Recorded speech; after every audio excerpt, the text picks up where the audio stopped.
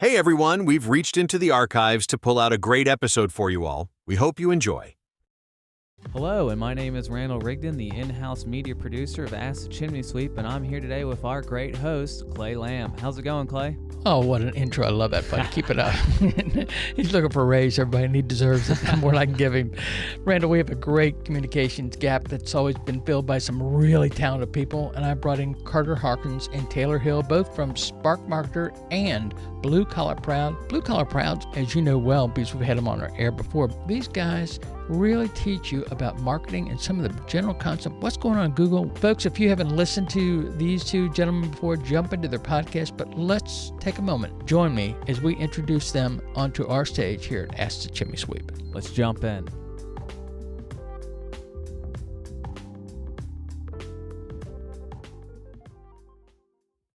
If you're the contractor, don't assume that the consumer doesn't understand that there's crazy people out there. Okay?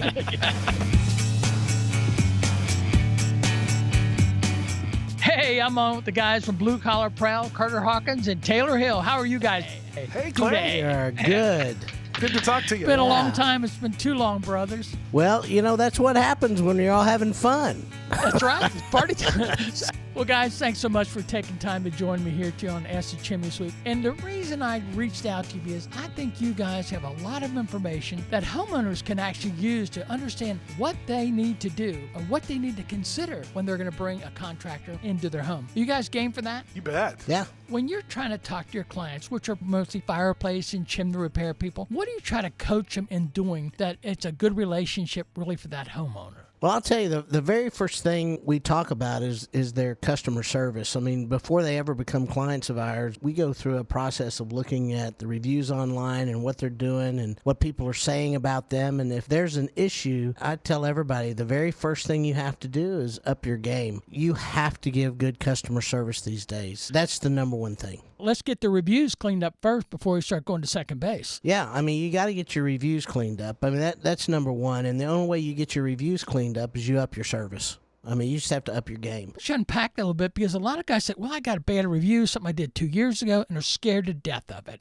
Where do they go? How do they handle that? Well, here's the thing about reviews. The best way to handle a bad review is, number one, you have to answer it, and you answer it in a way that's truthful and authentic and transparent. Don't get into a fight. You always take the high road online. And I've seen a lot of people blow their businesses up by just being, you know...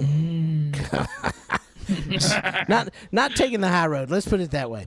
Getting hostile. A little hostile and defensive and those kind of things. And the reality is people out there, every homeowner knows that these guys are going to make a mistake every once in a while. And a lot of times a homeowner is looking for how the company responds when a mistake is made. I mean, if they can respond in a way that, again, is truthful, authentic, and transparent, and the homeowner has assurance that if something goes wrong in my home, I'm going to be able to get in touch with the person, the owner of the company, be able to work this out in a way that is going to be good for everybody. That gives them confidence in that contractor. This fear about reviews is really you're insecure about the business you're doing. Ooh. Anybody that says, oh, I'm afraid to go ask for a review, to me says you really don't think you're doing as good a job as you should. I've never had anybody just knocks it out of the park that's ever been afraid to ask for a review or get reviews, period. Yeah. Ooh. You know, when we talk about reviews, though, Clay, there's two views of this, right? I mean, there's the business owner who looks at his reviews, and then there's the consumer who's looking at reviews. And oftentimes, what the consumer is looking for is how is this business going to handle a mistake, right? If the business makes a mistake, and mistakes do happen, and I think most reasonable consumers understand that when you're dealing with systems and buildings and structures and stuff, there's a lot of potential for things to not go exactly right. So the question then becomes, when it doesn't go right, how is this business going to handle it? And so what consumers are looking for, and what we tell consumers they need to look for, it's okay if there's a negative review. What you want to see is if the business owner has responded to that review and how they responded to that review. Were they conciliatory? Did they reach out? Did they want to say, we're so sorry you've had a bad experience, but I want to make sure that we understand exactly what went wrong. I'm the owner, so please call me and let's talk about this and give me a chance to find out more about what happened so that we can make it right. And I think when consumers see that the business owner cares enough to have the conversation online and to try to get that customer to go from being someone whose expectations were unmet to somebody who, had a good experience, because ultimately we talk about mistakes that get made. But when a mistake is made, a lot of times the business owner wants to look at that and they want to just call it, well, it was an unreasonable expectation. Yeah. Unreasonable expectation. But the customer looks at that and says, no, this was a mistake. And so I think the thing that eliminates that is communication. Mm-hmm. And that's the thing. Before reviews or anything, I think a business owner needs to realize the number one thing they need to do is be communicating. That is the service. Think about the technical part of what they do, right? Get in there with the tools and the skills and do the work, and they think that that's their service. But their service actually starts with communication.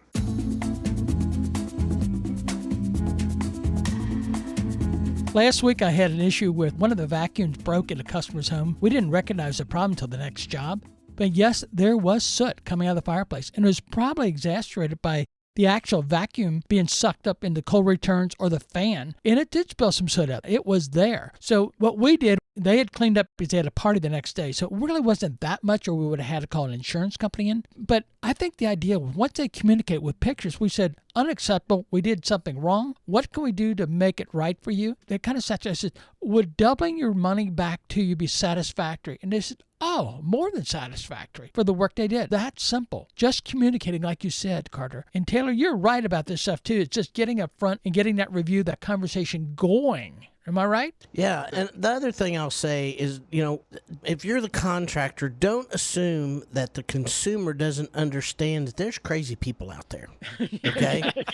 We all know, if we've been on Facebook for 3 days, we know there are crazy people out there saying crazy things. There are consumers that are unreasonable. What I would say to a consumer is, before anything is done, make sure you have a really good expectation. And again, this is communication. The contractor needs to communicate what the expectation is very, very clearly. And then once both understand the service that's being done and what the expectation of what's being done on the other end, once those two things come together, you shouldn't have a whole lot of problems. Now, if that person ends up being nuts, deal with them as best you can and don't work for them next year. That old adage, fire that customer, you mean? Yeah, fire that customer. It's okay. You can fire the customer. This is one of the things that people are afraid of, because they think if you fire the customer, you're actually saying no to money. But I'm telling you, you fire that kind of customer, you're saying yes to money. And none of us want to work with crazy people. Well, it's interesting you said that, because fire the customer is probably not the first time they've been fired by somebody else. Sometimes they're just hostile customers. You got to smell it out. A lot of times you can smell it out in the conversation going in or in the email. You got to put your guard up, not be fearful, but like you said, be wise what's going on there.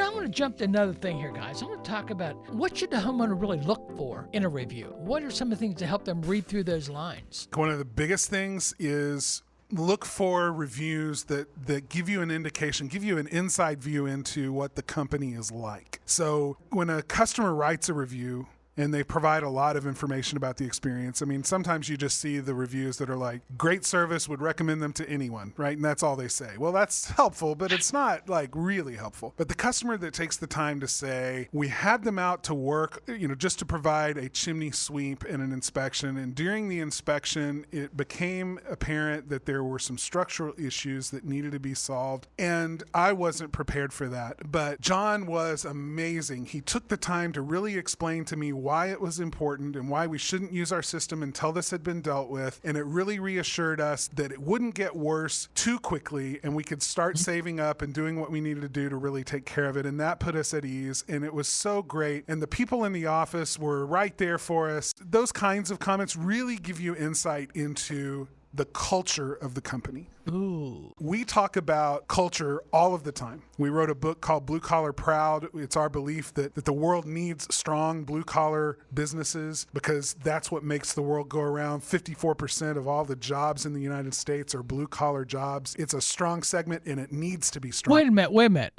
Are you serious? 54% of the jobs are blue collar? Sir, 80% of the jobs are service businesses. Of those 80%, 54% of those jobs are actually blue collar. Mm-hmm. That's some staggering numbers, isn't it? Yeah, it is. And we need strong blue collar businesses. The world needs us as blue collar business owners to be strong. And so we preach this all the time. And the second chapter of our book is all about culture. And it's all about creating the business that you would want to work for as a business owner. That's a great way to say it. Create a business that you'd want to work for. Love that. Back in the beginning when we started our business, he said, if we're going to build a business, I don't want to mess around. I want to build the business that we would want to work for. And I said, yes, let's do that.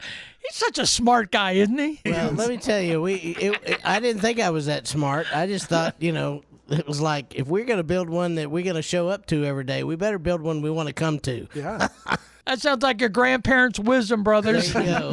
That's been the key, though, for the growth of our business. And the thing that has attracted more customers to us than almost anything else is the culture that we have of service. We don't hire people for the skills that they have. We'll train them for the skills. We hire them for the culture. We hire them for their personality and their love of helping other people. And if you're in a service business, a blue-collar service business or any other, you need people who are driven by providing good service. So you can find those clues. And what I tell homeowners is if you're looking at reviews, don't look at stars. I mean, stars are important, and most people look at that as kind of the shorthand way of understanding whether a business is doing good business. And I think it's significant. But dig in. If you really want to know what it's like to work with this customer, look for the reviews that really get in depth about what the culture is like. What is the business owner like? What was the experience with the employee? Were they helpful? Did they communicate well? Were there obvious gaps of communication in their organization between the technician in the home and the accounting people in the office? Were there issues? So those are the hints that tell me whether I'm dealing with a well-organized machinery of a company that has good processes and systems and a plan for making it right when it doesn't go right.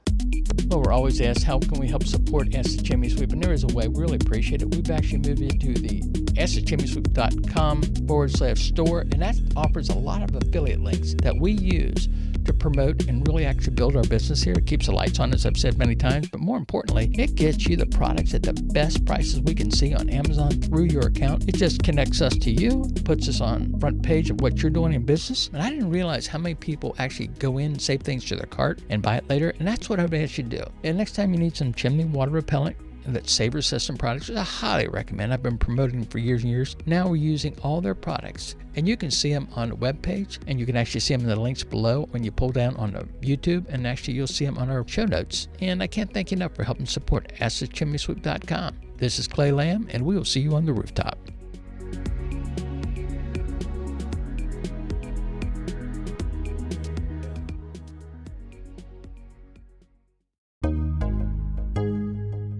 Well, you guys do something which is really interesting to me. You are very much of a giver organization. When I mean giver, your articles are all over the place. You speak all over. You speak at conventions. You're always showing up and giving out information. You do videos. You do video seminars.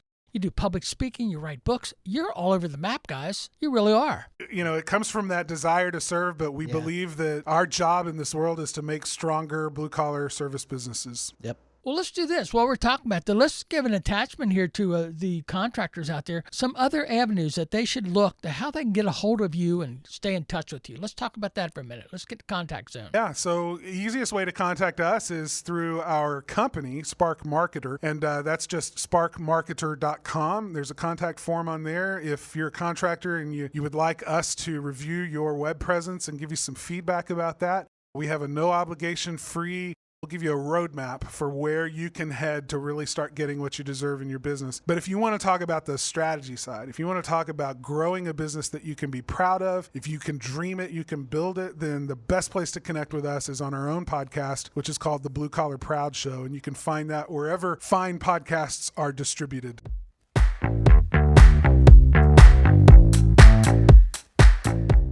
Well, I want to just take a minute here and acknowledge our sponsors here, Mixed Groups, which stands for Mastermind Information Exchange. It's an online program that works with contractors from all over the country. It's basically, it gets lonely at the top, and masterminds kind of talk to each other in a small group of 8 or 9 people. And we just hash out things and pull things together, solving people's problems in business one by one. Again, it's Mixed Groups, stands for Masterminds Information Exchange. My name's Clay Lamb. And if you want to go online at www.mixedgroupsonline.com. Thank you.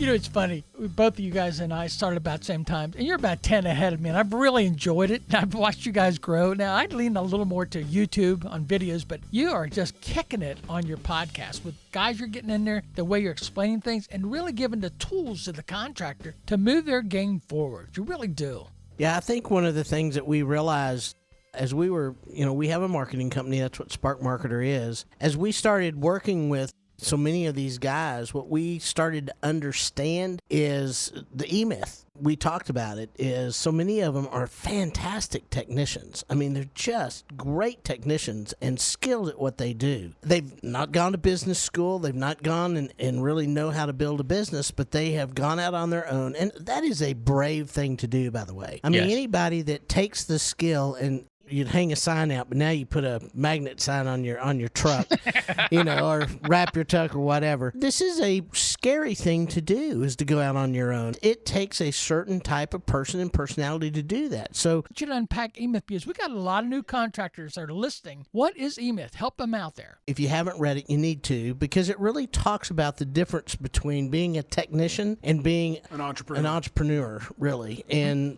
I believe everybody that starts their own business, by the way, is an entrepreneur. But it really talks about going from technician into what a true entrepreneur needs to have. The thing about that is it gives you a lot of information, and it talks about it theoretically, but it doesn't give you a lot of practical things in it. And so there's some other books out there that you can go to. Traction is one that has a lot of things to it. But we really want to stay, I shouldn't say on the smaller side, but we just know these guys that are starting out a lot of times don't have the support that you need for Traction, because you've got to have a team when you put Traction in place. We wanted to really talk to those guys that may only have 6, 7 people on their team, if that, to really give them some tools and some things that they can think about and ways to grow their business until they can get into that bigger space. But that's really what E-Myth is about. It's taking you from the mindset of a skilled technician to the mindset of an entrepreneur.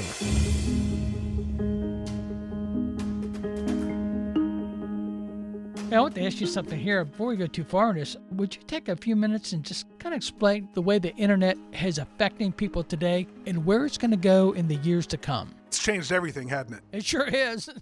Even 15 years ago, even when the internet was still around, the way we did business was radically different than we do it now. I mean, it's a huge benefit for anyone, for a consumer and for a business owner, because it's a level playing field. The ability to compete and the ability to get the word out about who you are, it's much more egalitarian than it's ever been with the advent of the internet. But here's one of the things that I see. The playgrounds on the internet, and by that I mean the places where you go online to find the information that you need for products and services. They're controlled by companies, very large companies, that are building those playgrounds. So I'm thinking Google, I'm thinking Amazon, I'm thinking companies like Home Advisor and Porch and Angie's List. These are the places where contractors put their services and where their customers find them. There is a trend, and I see this going on, and we talk about this in our book, this price pressure trend, okay? Right. All of these websites are organized around looking for the contractor in my area that is doing it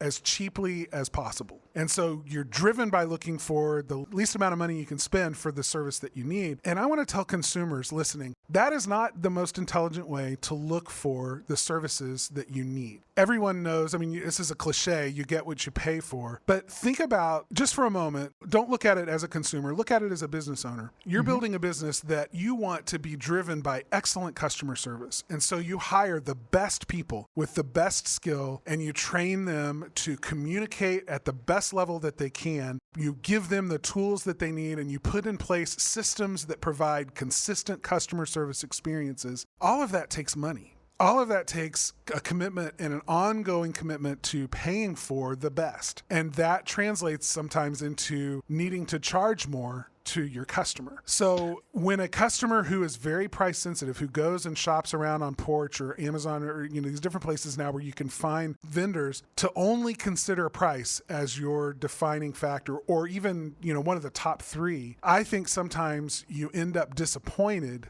in the service contractor that you've hired. You haven't always taken into consideration what it takes to provide the kind of service that you're really interested in. Yeah, you need to vet that contractor really. What kind of value are they offering? Is it the experience, the follow-up, the customer service? Like you pointed out earlier, if you don't have that on your team, you're going to give them a raw deal, and they're not going to know where to go with that. And the customers will be frustrated because they got a cheap price, but they got a bag of problems, don't they? I want to throw this out. Really good companies have workers' comp in place. They've got their insurances in place. They've got all the stuff in place that if something does go wrong, they can go in and handle anything that happens. Not only takes care of them as their company, but it also takes care of their customer. I hear all the time people that have called our client and said, I wish I had picked y'all. I so wish I had picked you, because now you guys are going to have to come back and I'm paying twice. I hear it a lot more than you would ever think. It's amazing. And some of the things that people will put a 6-inch flue and need an 8-inch flue, and they'll do it for X amount of dollars, but then the unit doesn't work right. Just doesn't perform correctly.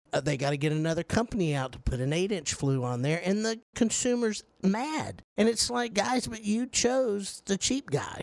If you choose the cheap guy, you're choosing somebody that most likely doesn't have everything they need to have in place to take care of you if something's wrong. Because the guys that are worth their salt, let me tell you, they will take care of stuff. And they'll stand behind it. They'll stand behind it. The manufacturers will stand behind it. And here's another thing. To go out on the internet and buy a stove or insert or whatever you're going to buy and find somebody to actually install it, your warranties are not there.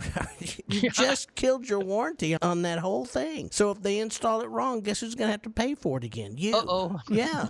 So, I mean, there are just things that make common sense that people don't think about, because all they think about is the money they're spending today. And I tell people, if you're going to get any type of a contractor, think about the money you're going to be spending over time. Because if you have to come back time and time again, that's a problem. You need to work with a company or a contractor that stands behind it, that you know that if 5 years down the road that you've done everything that you're supposed to do and that thing's still under warranty, they will cover it.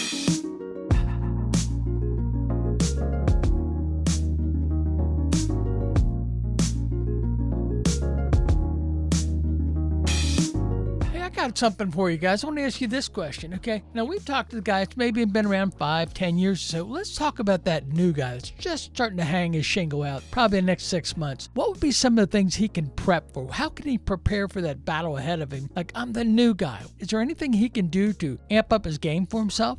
Well, I'm going to tell you something that I think and that most people would be really shocked, okay? Here you go. I have 3 things. The first thing is set up your accounts. In other words, set yourself up to where you can watch the money and you understand it. So if that means hiring an accountant and having a session with an accountant, or hiring somebody to do your QuickBooks or whatever, set yourself up so you're not running your business out of your checkbook. That's number one. And don't mix them, right? Yes, don't mix them. Yeah, you don't want to mix your home checkbook with your business checkbook. So that's the first thing that I would recommend. All right, you got number one. What's number 2 The there? second thing I would recommend is on your marketing, do some guerrilla style marketing. And this has nothing to do with being online, okay? But I find that most people that call that do not have a website, when I start asking them what are they doing, the answer is nothing. But they can't spend the money to have a really good presence online. So they're just looking at the phone, waiting for it to ring, huh? Yeah, they're doing that, or they got friends and family. Basically, they do friends and family every year, but they want to grow. Well, they can't grow with just friends and family and referrals from them. They're ready to grow, but they don't have any kind of a marketing budget because they've never figured out their budget. Give us a couple ideas for that new contractor saying, what is really guerrilla marketing? What can I do today? Networking. So join a chamber, join a BNI, go to the JCs, do some low-cost advertising for Little League, soccer, anything that your kids or grandkids or whatever are involved with. You can do door knockers. Get online. In almost every neighborhood has what they call an online forum. I'm in East Nashville listserv. If you're a contractor, start looking at those forums, and when somebody needs something that you do, let them know you do them and you're right there in the neighborhood. People love doing business with people who live in their neighborhoods. They want to support somebody local. There's tons of stuff like that. There's a thing called Nextdoor that you can be a part of. There's Alignable you can be a part of. I mean, there's a lot of those kind of things that it just takes a little bit of time and effort. Facebook's huge for contractors, and a lot of people not taking advantage of it. So there's a lot of things like that you can do. Does it take another 2 or 3 hours a week? Yes, it does.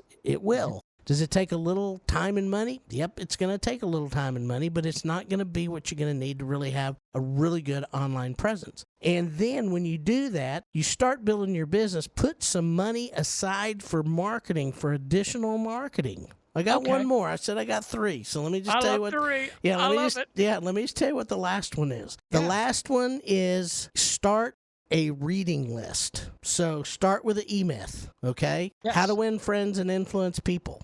Those 2 books right there will change people's lives. I said, well. And read it, listen to it. You can listen to it through Audible. But those are the 3 things that I would tell somebody starting today. Set up accounts, do some guerrilla marketing, and start reading lists. Start reading. Start a reading list with those 2 books first. And there's a lot of places they can contact me. I'll give them 100 books. All right, let's do that. Let's drop your information there so people can get a hold of you. Let's put a name in there. It's real easy. Taylor@sparkmarketer.com. Doesn't get any easier than that, does it?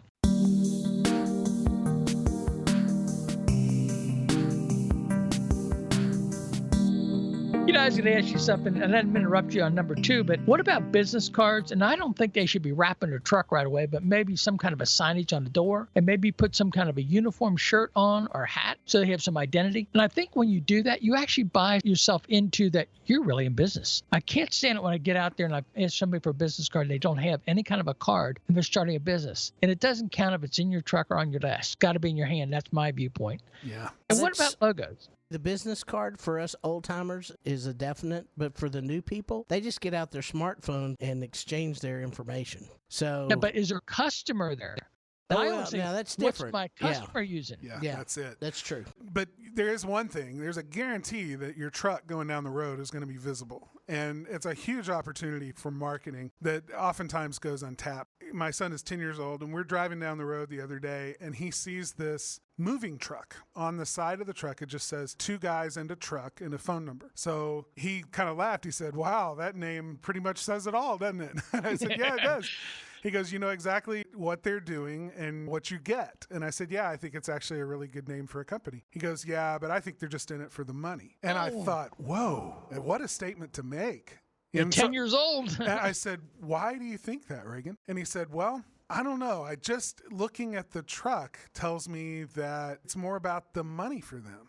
And I said, tell me, what was it about their truck? I mean, I really was wanting to know. I was grilling him. And he said, well, Dad, I mean, their logo wasn't even really a logo. And it just looked like it was slapped on there as an afterthought on the side of their truck. And the truck was rusty, and it was dented, and it was dirty. And the guys in the truck weren't wearing uniforms. And it just felt like this was the thing that they did just to make a quick dollar. Wow. And I thought, you know, from a kid, 10 years old. He's 10 years old. He gets it. So the importance of branding, it's so important to get it right. And that goes to your culture, and then that goes to leadership, which is all part of being a blue-collar proud business, and we talk about that. So the importance of getting those things right tells the world what kind of business and what kind of expectation they can have in working with you. Well, you two have been a delight as always. Man, I can't thank you enough for stopping by here at Ask the Chimney Sweep. And if you have any other words of wisdom, I want to share them with the audience out there. But more importantly, I want to make sure you repeat how people can get a hold of you guys. Let's do it again. Well, the only wisdom that I'm going to say, we say this all the time around here, if you can dream it, you can build it. Don't ever let anybody tell you you can't. So you can contact us real easily, sparkmarketer.com, or check out our podcast at bcpshow.com.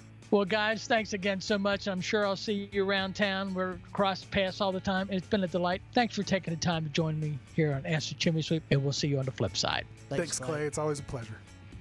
Wow, what a powerful interview that was, wasn't it? I really enjoyed the information that Carter and Taylor bring. It isn't the first time on our show, and folks, if you need some information, go back on our show notes here, and you're going to find the connections of everything that was mentioned within the show. You know, you need to sharpen the sword every day. In other words, I mean, if you run a business and you're trying to figure out what to do next, you need to keep filling your brain with good information of how you can grow your business, how you can monetize it, how you can market it, how you can discipline yourself as well as your employees. So let's take another round of applause for those two guys.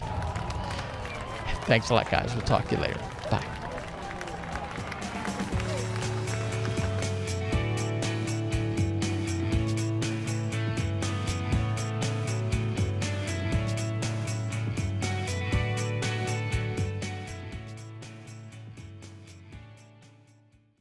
Thanks so much for stopping by. Please like and subscribe for more quality content like this. And remember, it's always a great day for learning.